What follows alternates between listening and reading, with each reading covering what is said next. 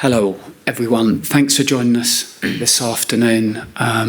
We are grateful for so many of you to be here. There are a lot of people in the room, so a couple of housekeeping points. One is we'd request it at this early stage, keep it to one question each. And if there is time, we'll go back around those who want to ask a question. The second housekeeping point is we'll run the majority of this as live, but we will break at the end for a section under embargo for 10:30 UK time this evening. Anton, we'll begin with you at Sky Sports. Thanks. Hi, Lucy. Thank you for talking to us today. Look, obviously, we've seen the strong, emphatic statement from Jess Carter and the players' responses as well. I'm just wondering, first off, from a human perspective, how Jess is, and secondly, how the players have kind of rallied around her when they realised this was an issue bubbling through the tournament. I think, to be honest, I think a lot of players known that this has always been an issue within football. But I think for Jess especially to come out, because we all know Jess as a person, she's so strong, she's so tenacious, she almost doesn't want to put anything she's going through on somebody else. So to hear Jess yesterday talking about it, I mean, we were all just so disappointed in terms of so-called fans writing out these messages. I mean, Jess herself, I think it's difficult. I think she wouldn't probably not admit it to the wider world, but it's obviously difficult for her to go through. But all the players are here to support her, all the staff are, the FA. I mean, we had meetings last night about it. All the players are in full support of Jess and any other player going through racist abuse at this tournament, which we know is not just Jess as well. But it's disappointing that we have to still sit here in this day and age and go through this, and that Jess had to go through that herself as well. What's it say about Jess that in one of the biggest sort of, sporting moments of her life, she's come out and taken a stand, and like you said, probably a really difficult decision to do so? I mean, Jess would take a stand for herself, but for anyone, she's that type of person. She would stand up for the right thing no matter what. But for her to stand up and to speak out herself, it's so empowering to our whole team in general. And especially, for the likes of someone like Michelle, this is her first tournament. To see someone like Jess standing up and speaking out, it gives people like that more power to be brave, to stand up and to speak up, to see that all of the teammates are behind her. I'm sure all of the country are behind her as well. And I think that means a lot in moments like this. Lucy, it was a very moving statement that Jess put out, that the Lionesses as well put out, showing solidarity with her. In that statement, it said that you're going to stop taking the knee before games. Can you just sort of tell us how that discussion came about? Was it driven by Jess? Was it driven by the group? It was driven by the group. Obviously, certain individuals more than others. I think it was just the fact that we feel, as a collective, is the message as strong as it used to be? Is the message really hitting hard? Because to us it feels like it's not, if these things are still happening to our players in the biggest tournaments of their lives. It's about putting another statement out there to say, it's something that still is a problem. It's something that still needs to be put right. More needs to be done in football. More needs to be done in society. What that is right now, as an individual, I don't exactly know. But it's something that us collectively as a team and as a federation, we want to work towards. We want to make changes. This is a small step trying to create another change. How confident are you that those involved will be held accountable? From an England perspective, I would like to say I'm very confident in our security team, that they are wholeheartedly putting everything into finding the people who are doing this. We work very tight with the police, with online securities as well. It's something that we actually had to have meetings about before the tournament, not just with racism, but with online abuse in general, because it's such a huge factor, specifically in women's football more now than in men's football.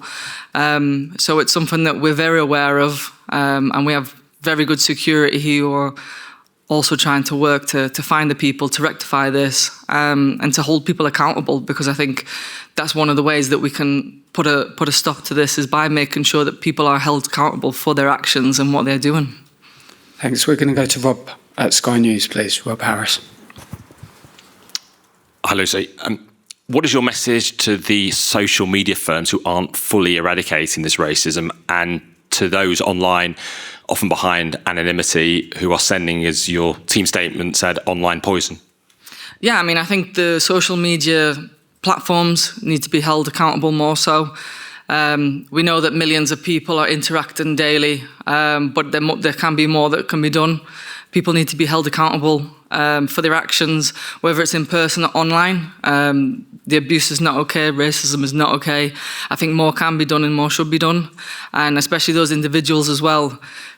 They shouldn't be allowed to just sit at home, write whatever they want and just go on with their lives. They should be held accountable, and I think there's more that we can be done. Thanks, Rob. We'll go to Emma at the BBC, just in front. Thanks. Hi, Lucy. I just wonder whether you feel a little bit helpless as players to be able to sort of make real change, because obviously in the statement when you say about, not taking the knee anymore, it felt like it was a kind of a call to, higher ups and people in organisations to be the one that actually have to, do some real change, something that can make a real difference. We know that the people higher up are the ones that can ultimately put in things to make change, but I think we're never helpless as players. We know that our voice is loud enough to be heard by people around the world, whether it is social media platforms, whether it is the federations, UEFA, FIFA, whoever it is. I think that's something that we're very proud of as a Lioness team, that we've created this voice and this platform that we can reach the highest of heights, and we're willing to use that platform and that voice to make differences. So yeah, I think the sentiment of taking a knee and standing, as small as it might seem to other people, I think the noise will be reached around the world. Thanks, Emma. Kit. Hi, Lucy. We've seen from Mark Bullingham, he said that the FA's in touch with a specific social media platform after what Jess has gone through. What particular social media platform has caused this issue? Every social media platform. I think every social media platform allows certain messages to take place. I don't think every single message is able to be taken down. Obviously, some are worse than others. I don't know specifically which ones, and I don't know specifically which one Mark Bullingham is speaking about. I do know that most of the platforms are where pretty much every platform allows some sort of abuse and racism in some shape or form. It's hard to take everything down. But in answer to your question, I don't know specifically which one. Thanks, Kit. Aisha. Hi, Lucy. Incredibly sad to hear about the news, but really not surprised. And I think that kind of says it all. And it's really unfair that some people will just always have to face that sort of thing more than just their performance. But my question to you is that I guess with the growth of women's football, do we think it's such a sad thing that with the more women's football grows, the more we see this? Do you feel that too, that it's like this really double-edged sword that these people have to go through? Yeah, definitely. I think it's something that I've spoken about before, and a lot of other members of the team have spoken about, the fact that the bigger the game gets, the bigger the noise becomes, the more fans there are, but the more critics there are. And I think we're obviously open to critics. That's why we love the sport, but we're not open to abuse. And I think the bigger the sport's got, it seems to be that more abuses come as well. And I think, especially in women's football, the online abuse seems to be getting worse and worse. We see it more in the stadiums in men's football and online, but I think with women's football, there seems to be a real target online.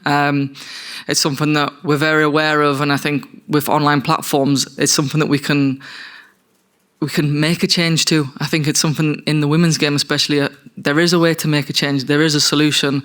I don't have the answer to that solution because I'm not head of a social media platform, but I'm sure that there is one. Thank you.